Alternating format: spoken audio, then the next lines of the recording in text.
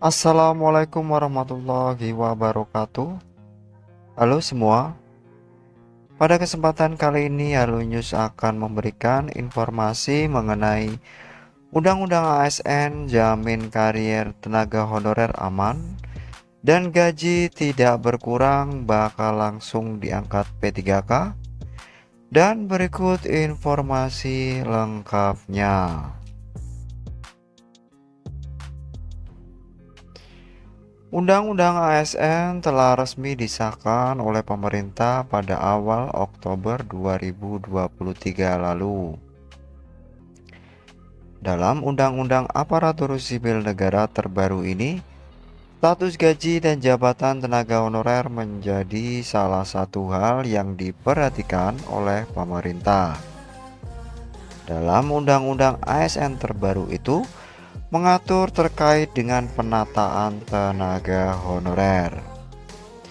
Adapun batas waktu penataan tenaga honorer adalah hingga bulan Desember tahun 2024. Penataan tenaga honorer yang dimaksud ini adalah menghapuskan tenaga honorer yang kini sedang menjabat. Namun, penghapusan ini bukan berarti tenaga honorer yang sudah ada akan dipecat. Pemerintah sudah memastikan keamanan tenaga honorer, termasuk menjamin bahwa tidak ada PHK massal untuk tenaga honorer setelah Undang-Undang ASN ini disahkan. Oleh karena itu, ada sejumlah upaya yang dilakukan pemerintah untuk mengamankan gaji dan jabatan tenaga honorer yang masih aktif bekerja hingga saat ini. Di antaranya, usulan pengangkatan pegawai pemerintah dengan perjanjian kerja yang berasal dari tenaga honorer.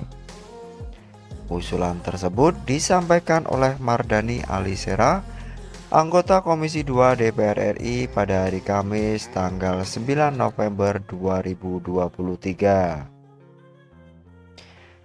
Menurut Mardhani, opsi ini bisa dilakukan dengan mengambil tenaga honorer untuk mengisi kebutuhan P3K sesuai dengan bidang atau pengalaman kerja tenaga honorer selama ini.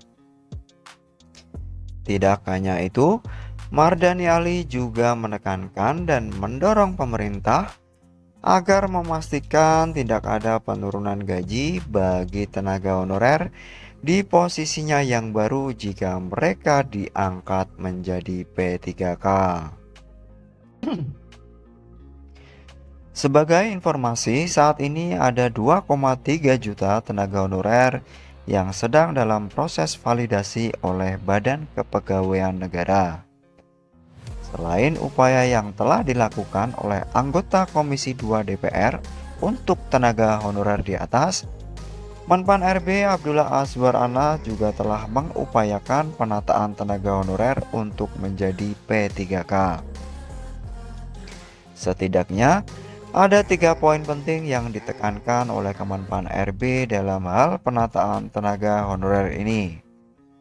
Di antaranya, tidak adanya PHK massal, tidak adanya penurunan gaji atau pendapatan, dan tidak ada penambahan anggaran yang eksesif.